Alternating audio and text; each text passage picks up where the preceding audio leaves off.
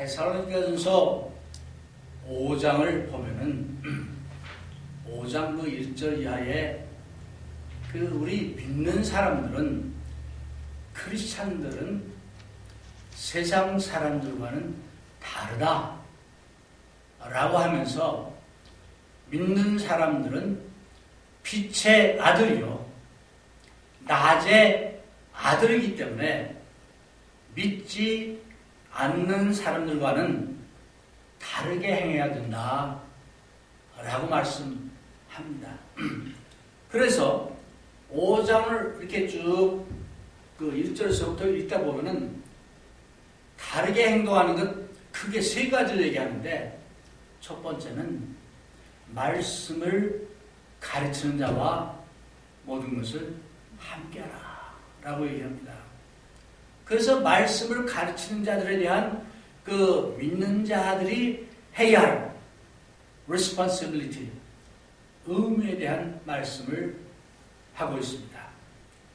두 번째로는 우리 믿는 자들 가운데서 특별히 도움이 필요한 사람들, 나의 도움이 필요한 사람들에 대해서 어떻게 하느냐, 그런 거에 대해서 말씀을 하고 있어요.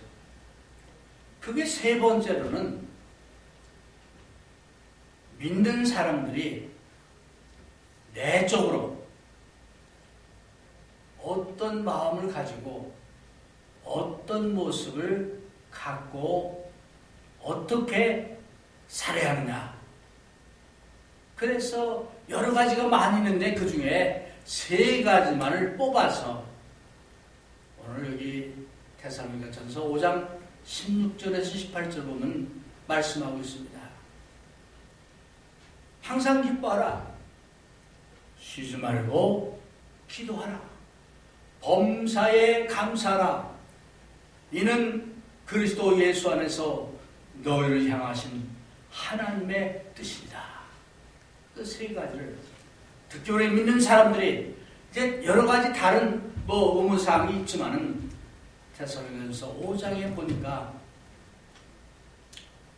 요 세 번째 세 가지를 말씀하고 있습니다. 오늘은 시간 관계상 이제 항상 기뻐하고 범사에 감사하는 이 말씀에 집중적으로 말씀을 나눌까 합니다. 쉬지 않고 기도하는 것. 우리 기도에 대한 설교를 많이 했으니까 당연한 거죠. 그래서 그 말씀은 약간 접어두고 두 가지, 범사에 감사하며 기뻐하라 하는 말씀의 제목으로 오늘 말씀을 이제 나누기를 원합니다. 11월 달은 우리가 감사의 달로 정해놓고, 우리 믿는 사람은 범사에 감사해야지만은 특별히 11월 달은 더 감사하자 해서 우리가 감사의 달로 정하고 노력하고 있습니다. 지난 한 주간 동안 여러분의 삶은 어떤 삶이었습니까? 진정 감사하는 한 주간이었습니까? 아니면 걱정과 불평이 더 많았던 한 주간이었습니까? 코비드-19로 인해서 온 세계가 어려움을 겪고 있습니다. 이거에 관계돼서 어떤 사람들은 백신을 맞아야 하느냐, 또 백신을 맞지 않느냐, 이런 것으로 갈등을 하고, 유럽 지역은 이제 코비드-19에서 해방이 됐다 했다가 다시 올라가니까 이제 락다운을 또 하고, 그러니까 그것에 대해서 대모하고 막 다치고 하는 그런 뉴스를 봅니다. 이런 어려운 가운데서도 저는 개인적으로 우리에게 먹을 것을 주시고 입을 것을 주시고 또 거할 처소를 주시는 하나님께 정말 감사를 드립니다. 보잘것 없고 부족하지만 그렇게 큰 교회도 아니지만 교회를 주셔서 말씀을 전하게 해주신 것 감사를 드립니다. 또 우리 성도 여러분들이 부족하지만 그 제 말을 듣고 목회자의 말에 순종하는 그런 것을 보고 또 감사를 드립니다. 사랑하는 이제 가족들 또는 특별히 믿는 아내를 하나님 주셔가지고 같이 매일 기도도 하고 말씀도 하고 읽고 하는 것 얼마나 감사한지 개인적으로 저는 감사를 드립니다. 그래서 범사에 감사라 라는 것을 생각하면 가만히 생각해 봤어요. 좋은 것만 생각하면 어때요? 감사하기가 쉽습니다. 우리 변자매님께서도 이제 생각지 않게 노인 아파트가 빨리 되니까 나도 모르게 감사합니다 소리가 나오잖아요. 네. 또 내가 원하고 또 바랐던 어떤 것이 이루어지면 나도 모르게 저절로 감사를 합니다. 그런데 내가 원하고 바라는 것이 안 되고 내 기대에 못 미치게 되면은 그렇게 쉽지가 않아요. 감사하는 게. 근데 여기 사도 바울이 감사하라는 말은 범사에 감사하라. 또 하나는 항상 기뻐하라. 얘기예요. 그러니까 어떤 그 주어진 여건이 좋을 때만 감사하고 좋을 때만 기뻐하라는 말이 아니고 상황에 관계없이 항상 기뻐하고 범사에 감사라는 그 하나님의 명령의 말씀입니다. 그래서 오늘 이 말씀을 붙잡고 저는 여러분에게 묻습니다. 여러분은 지금 정말로 감사합니까? 무엇에 대해 감사합니까? 얼마만큼 감사합니까? 오늘 본문 말씀은 사도 바울께서 항상 기뻐하라, 쉬지 말고 기도하라, 범사에 감사하라는 말씀입니다. 그래서 어떻게 보면은 감사나 기쁨은요, 인간의 중요한 감정 중 하나입니다. 우리가 여러 가지 감정이 있는데 그 감정 중에서 감사, 기쁨은 아주 중요한 것이죠. 그래서 아까도 말씀드린 대로 내가 바라고 원했던 그 어떤 것이 이루어졌을 때 나도 모르게 본능적으로 감사가 나오고 나도 모르게 기뻐하는 것이 우리의 감정입니다. 그래서 이때는 감사하지 말라고 해도 감사가 쉽게 나옵니다. 근데 문제는 그렇지 않을 때, 내가 바라는 대로 되지 않았을 때, 또 내가 이제 기대했던 그 기대에 못 미쳤을 때, 그때는 감사치 않고 불평하거나 또 이제 낙심하거나 그렇게 하는 것이 어찌 보면 인간 우리들의 모습인지도 모르겠습니다. 그럼에도 불구하고 성경은 말씀하기를 항상 기뻐하라, 범사에 감사하라, 그렇게 얘기합니다. 그래서 어떤 조건에 의해서 감사하거나 기뻐하는 사람들은 상황이 안 좋고 내 기대에 못 미치면 금방 감사가 변해서 불평이 되고 기쁨이 변해서 슬픔이 됩니다. 그래서 오늘은 그런 우리의 모습 속에서 이 하나님의 명령의 말씀을 다시 한번 살펴보고 또 여기서 교훈을 받아보자 하는 겁니다. 첫 번째, 항상 기뻐하라. 그럼 왜 기뻐해야 합니까? 왜 기뻐해야 합니까? 그 왜 기뻐해야 하는 이유를 한번 살펴봐야 우리가 더 지속적으로 기뻐할 수 있을 것입니다. 첫 번째로 오늘 성경 말씀 보니까 18절에 이것이 하나님의 뜻이기 때문입니다.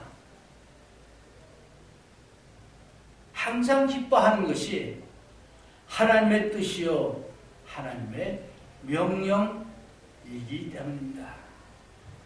예수 믿는 사람들이, 예수님의 제자라는 사람들이 근심이 가득하고 불평불만이 가득하고 어둠이 항상 그들이 잠겨있고 그런 모습으로 살면서 나는 크리스찬이다 라고 하면 그것은 복음을 이제 전해드리는데 방해자의 역할을 하게 되는 것입니다. 그래서 하나님의 명령이기 때문에 우리 항상 기뻐해야 하는데 우리가 오늘날 그 자녀를 교육하는데 모르겠습니다. 요즘 아이들이 더 사나워서 그런지는 몰라도 옛날 어린아이들은 부모의 말을 그래도 좀 들었습니다. 근데 요즘은 더 안 듣는 것 같아요. 그래서 많은 분들이 그렇게 얘기를 합니다. 그래서 자녀 교육에 대한 여러 가지 설들, 여러 가지 이론들이 많이 나오는데 자녀를 양육하고 자녀를 교육시키는 거 이게 그냥 되질 않아요. 가르쳐야 돼요. 명령을 따르는 것을 가르쳐야 됩니다. 마찬가지로 하나님의 명령도 가르쳐야 되고 그 말씀에 순종하는 것을 배워야 합니다. 그래서 어린아이들에게 이제 부모에게 순종하는 것을 어렸을 때부터 가르쳐야 돼요. 지속적으로. 근데 그렇게 하다 보면 애들이 뭐 기가 죽고 또는 뭐 다른 아이들과 뭐 어떻게 잘 안 되고 이제 뭐 등등 여러 가지 이유로 인해 가지고 나는 그렇게 못했다 하는 부모들이 지금 많이 있습니다. 그런데 자녀를 교육하려면, 자녀를 양육하려면 순종하는 것을 가르쳐야 돼요. 이게 명령이라면 그 명령에 순종하는 것을 가르쳐야 합니다. 하나님의 명령을 이제 순종하는 것도 배우지 않으면 사람들은 모릅니다. 부모의 말을 안 듣는 것처럼. 네. 그래서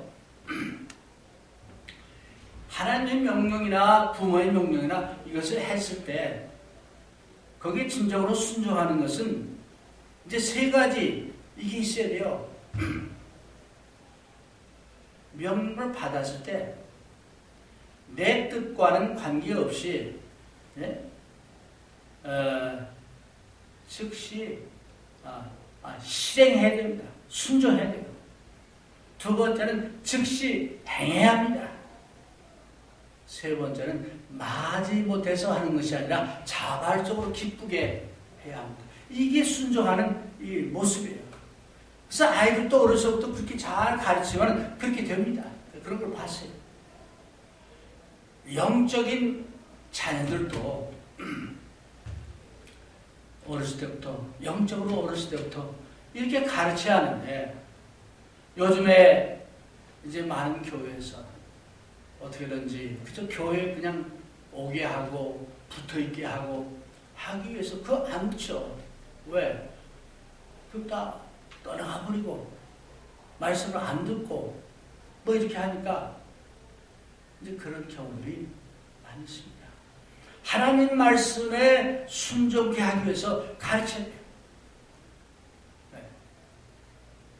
그거하고 연결지어서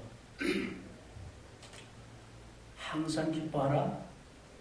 이건 하나님의 뭐예요? 명령이에요. 명령이니까 나는 별로 지금 안 기쁜데, 나는 기뻐하고 싶지 않은데 하는 마음이 없어도 하나님의 명령이니까 나는 기쁨으로 살아야 돼. 라는 이런 것을 마음으로 정해야 돼요. 네. 그래서 이제 이것을 신앙 초기 때부터 훈련을 받고 명령에 순종하는 것을 훈련을 받고 또 받고 이래가지고 이렇게 돼야 되는데, 그거 생각 갖고 그냥 교회만 출석하면 되는 것을 들 때 하나님 명령이 뭔지 명령에 순종하는 것이 뭔지 상관없이 그저 나만 기쁘면 되고, 기쁠 때는 기뻐하고 안 그럴 때는 안 기뻐하는 그런 모습의 크리스찬들이 많이 나온다는 거예요. 두 번째, 우리가 기뻐하는 이유가 뭡니까? 왜 기뻐합니까? 가장 기본적으로 우리는 구원받은 사람들입니다. 하나님의 자녀들입니다. 영생의 축복을 받은 사람들입니다. 그래서 우리에게는 부활의 소망이 있는 사람들입니다. 우리에게는 이 땅에서의 축복만, 죽은 후에만 축복이 있는 것이 아니고, 바로 이 시간, 이 땅에서도 믿는 사람들은 구분된 사람들이고, 빛의 자녀고, 이제 낮의 자녀들이라는 겁니다. 그렇기 때문에 우리는 예수 그리스도 안에서 새로운 피조물로 창조됐습니다. 더 이상 죄의 노예가 아닙니다. 모든 죄에서 해방된 사람들입니다. 바울은 그러기에 믿는 고린도 교인들을 향해서 이런 말을 합니다. 사망아, 너희 쏘는 것이 어디냐? 라며 심지어는 죽음의 두려움에서까지 해방된 사람들이 크리스찬이라고 말을 합니다. 비록 우리가 살아가면서 기뻐할 상황이 아니고 어렵고 힘든 상황이 있다 하더라도 우리는 하나님의 백성이 되었고 구원받은 백성이 되었고 또 하나님께서 나를 사랑하시고 인도하신다는 그런 믿음이 있다라면 기뻐하게 되겠죠. 바로 구원받은 것에 대한 그런 확신이 있을 때 우리는 항상 기뻐할 수 있습니다. 나그네 같은 우리 삶이 비록 힘들고 어렵더라도 우리는 감사하며 기쁘게 살 수 있습니다. 왜냐하면 여호와께서 나의 목자시고 여호와께서 나에게 힘을 주시고 여호와께서 우리를 인도하시기 때문입니다. 세 번째, 왜 기뻐해야 하느냐? 감사와 기쁨은 크리스찬의 참 모습입니다. 크리스찬의 모습, 독특한 모습. 우리가 빛의 자녀이고 낮의 자녀인 그 구분된 사람으로서 특징이 뭐냐? 기쁨과 감사입니다. 그래서 크리스찬에게서 기쁨과 감사가 없다면 썸띵이고 잘못합니다. 우리는 지금 감사할 줄 모르는 그런 세상에 살고 있습니다. 근데 사도 바울이 이것을 오래전에 예견을 하셨어요. 디모데후서 3장 1절에 보면 우리가 잘 아는 말씀이 있습니다. 말세에 사람들이 고통하는 때가 있을 것이다 라고 하면서 사람들은 자기를 사랑하며 돈을 사랑하며 자긍하며 교만하며 회방하며 부모를 거역하며 감사치 않으며 거룩하지 아니하며 등등 쫙 리스트를 열거하고 있습니다. 그 중에 하나가 뭐냐? 말세의 징조 중 하나가 감사치 않는다는 거예요. 우리 어머니랑 가끔 그런 얘기를 합니다. 요즘은 연세가 드시니까 먹고 싶은 마음도 없고, 이가 안 좋으니까 먹을 수도 없고, 또 양도 작으니까 별로 먹질 못하는 거예요. 그래서 음식을 해다 드리면은 저 냉장고 뒤에 있어가지고, 근데 가가지고 어제도 제가 잔뜩 버리고 왔어요. 왜? 변해가지고 음식이 상해가지고. 그렇습니다. 그 옛날 6.25 때 생각을 하면은, 야, 얼마나 아까운 고기, 닭고기, 다 버리고.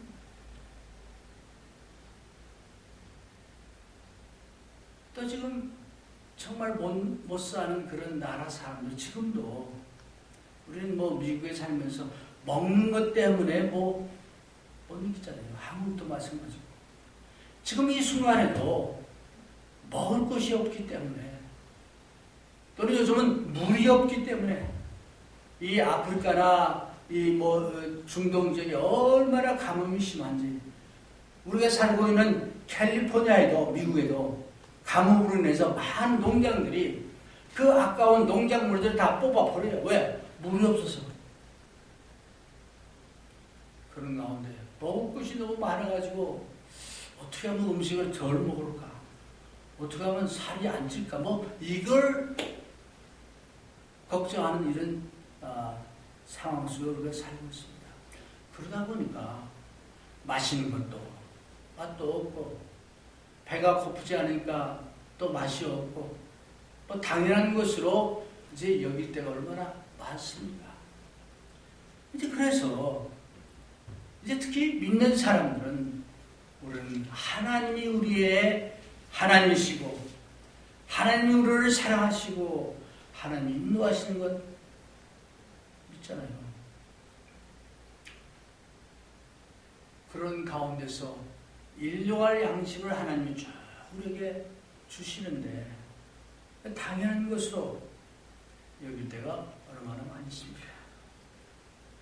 그래서 그런 것을 생각하면 정말 우리가 항상 기뻐할 수 있지 않겠습니까?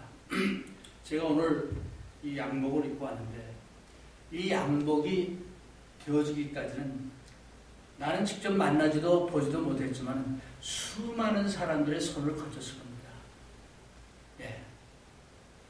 이게 모직을 만들어가지고 했는지는 모르겠지만, 만약 그렇다면은 이제 목화를 따는 사람이 있었을 거고, 그걸 또 이렇게 만들어가지고 하는 사람이 있었을 거고, 그 다음에 물감을 들인 사람도 있었을 거고, 이제 또 그것을 옷으로 만드는 사람, 재단도 하고 만드는 사람이 있었을 것이고, 등등 여러 가지 과정을 거쳐서 수많은 사람들의 땀과 노력을 통해서 제가 이게 입고 있는 거예요. 근데 당연하게 돈 주고 내가 산 건데 이거 내 거지. 그럴 때 얼마나 많습니다. 그래서 더더군다나 크리스찬들은 안 믿는 사람과는 다르는데, 감사할 줄 모르고 기뻐하지 않는다면 이거는 뭔가 잘못된 것이죠. 그래서 사도 바울은 빌립보 교인들을 향해서 이런 말씀을 합니다. 주 안에서 항상 기뻐하라. 내가 다시 말하노니 기뻐하라.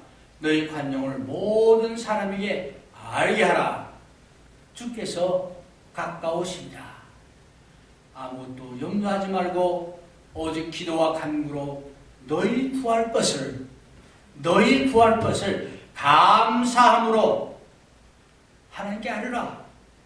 그렇게 하면은 모든 지각에 뛰어난 하나님의 평강이, 하나님의 평화가 그리스도 예수 안에서 너희의 마음과 평강을 지키시라. 얼마나 큰 축복의 말씀입니까? 하나님께서 생명과 경건에 속한 모든 것을 우리에게 주셨습니다. 우리에게 모든 필요한 것을 주셨습니다. 하나님께서는 졸지도 아니하시고 주무시지도 아니하시고 우리의 모든 필요한 것을 살피시고 기억합니다. 또 허락하십니다. 하나님 우리를 푸른 초장으로 인도하시고 또 막대기와 지팡이로 이제 우리를 지켜주시고 우리의 필요한 것을 공급해 주시니 두려워하지 않겠죠. 그러므로 우리는 기뻐한 겁니다. 네. 근데 이거 다 잊어버리거나 생각지 않거나 그렇게 신앙생활을 하면은 그 사람은 기뻐할 수가 없는 거죠. 네. 그래서 왜 기뻐해야 하느냐 여러 가지 이유가 많이 있겠습니다만 이런 이유들이 있고 그렇다면 어떻게 기뻐할 수 있겠느냐? 간단해요. 한 가지요. 주님 안에서 기뻐할 수 있어요. 이게 중요한 거는 주님 안에 있어야 돼. 주님과 나와 이제 밀접한 관계가 있어야 됩니다. 믿는 사람들도 걱정하고 슬퍼하고 괴로워하고 불평하는 데는 왜 그렇습니까? 가만히 보면요. 주님 안에 있지 못할 때 주님과 나와의 관계가 밀접하지 못할 때입니다. 네. 그래서 주님 안에 있을 때는 하나님 말씀을 읽으면 정말 옳은 말씀입니다. 나도 모르게 말씀을 읽으면서 힘을 얻어요. 주님 안에 있으면은 나도 모르게 주님 안에 있는 다른 형제와 자매들을 만나서 교제합니다. 서로 격려하고 도움을 주고 도움을 받습니다. 주님 안에 있으면요, 여러분들의 입술이 나도 모르게 하나님을 찬양하고 하나님께 감사를 드립니다. 주님 안에 있으면은 우리는 나도 모르게 예수님이 얼마나 좋은 분이고 나에게 귀중한 분인가를 나도 모르게 증거해요.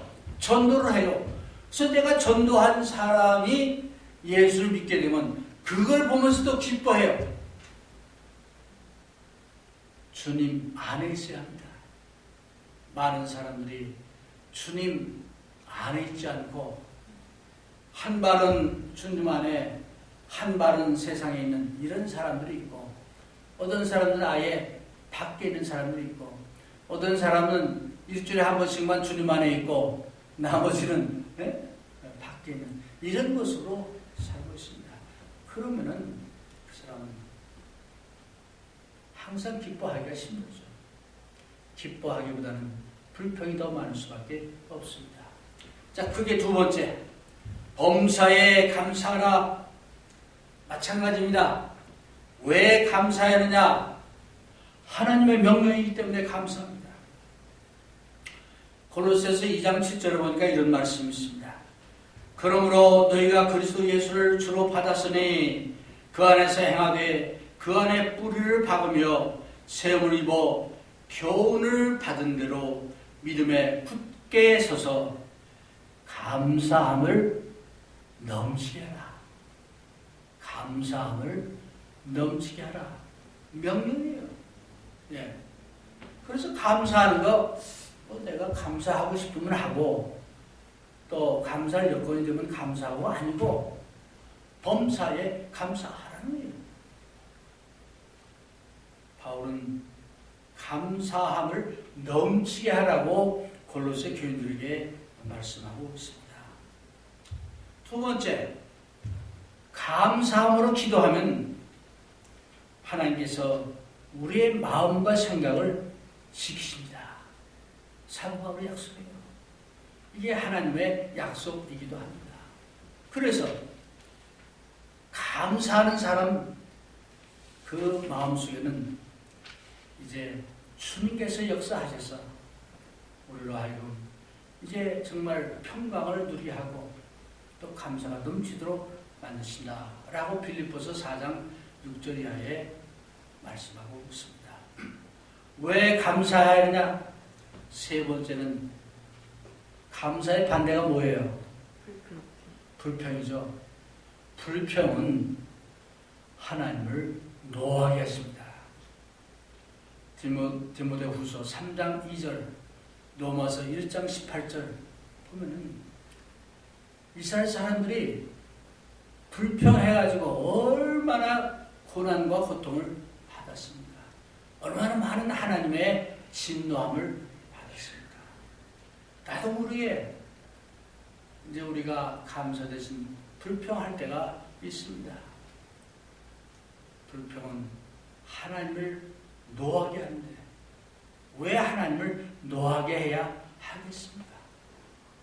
불평 대신에 감사하는 여러분과 제가 되기를 바랍니다.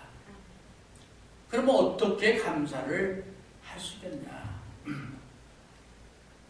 아까도 말씀드린 대로 이제 감사할 일만 많으면 감사가 쉽게 되는데 안 그럴 때 어떻게 감사를 또는 범사에 감사할 수 있겠느냐? 크게 세 가지만 소개하겠습니다. 시간이 많이 지나는데 첫 번째로 하나님의 백성들은 모든 것이 합력하여 선을 이루게 함을 미래합니다. 무슨 말입니까? 쉽게 말하면 하나님이 나와 함께 하신다는 믿음을 가져합니다. 믿음이 연약해지면 하나님 정말 나와 함께 하시나? 하나님이 정말 나의 하나님이신가? 하나님이 나의 목자신가? 이런 퀘션들이 자꾸 붙게 됩니다. 그때는 내 어떤 영혼이 하나님과 나와의 관계가 뭔가가 갭이 생기기 때문에 그래서 로마서 8장 28절에 있는 대로 하나님께서는 그 하나님의 백성들에게 모든 것이 합력하여 선을 이루게 하신다 하는 그 약속의 말씀을 믿는 겁니다. 그렇게 될 때, 잘 될 때, 또는 못 될 때, 내 기대에 못 미쳤을 때, 그런 때라도 하나님의 뜻이 계시겠지. 하나님이 어떤 계획이 계시겠지. 이런 마음을 가지고 그런 가운데서도 기뻐하는 또 감사하는 마음을 갖게 하는 겁니다. 선교에 보면 많은 사람들이 바로 이런 믿음이 있었기 때문에 고난 가운데도 하나님께 영광을 돌립니다. 핍박 가운데도 기뻐합니다. 시험 가운데도 기뻐합니다. 야고보서 1장 2절이나 마태복음 5장 10절 12절에 보면 이런 말씀이 나옵니다. 예수님의 제자들도 주의 이름을 위해서 핍박받는 것을 기뻐하며 찬양을 했다라는 성경 말씀이 있습니다. 어떻게 범사에 감사하느냐? 하나님이 함께 하심을 믿으십시오. 두 번째, 감사의 기도를 계속 하십시오. 기도할 때 사도 바울은 빌립보서 4장 6절을 보니까 감사함으로 하나님께 아뢰라 그러죠. 기도할 때 바울은 보면 항상 감사가 같이 들어갑니다. 기도의 내용 중에 우리의 기도 중에서 정말 진심으로 우리가 감사하는 그런 기도를 하는지 살펴볼 필요가 있습니다. 바울 사도는 전도 여행을 하다가 억울하게 감옥에 들어갑니다. 바울과 실라가 실컷 두드려 맞고 정말 온몸이 아프고 그런 가운데서도 한밤중에 하나님께 감사하는 찬양을 불렀습니다. 그때 나타난 기적의 역사를 우리는 잘 알고 있습니다. 다니엘이 포로로 잡혀가지고 이제 정말 목숨이 잃어버릴 수 있는 그런 가운데서도 그는 하나님께 계속 감사의 기도를 드렸습니다. 다니엘서 6장 10절입니다. 이제 그래서 우리가 감사의 기도를 상황에 관계없이 계속 드릴 때에 나도 모르게 감사가 넘치게 될 것이고, 그래서 그저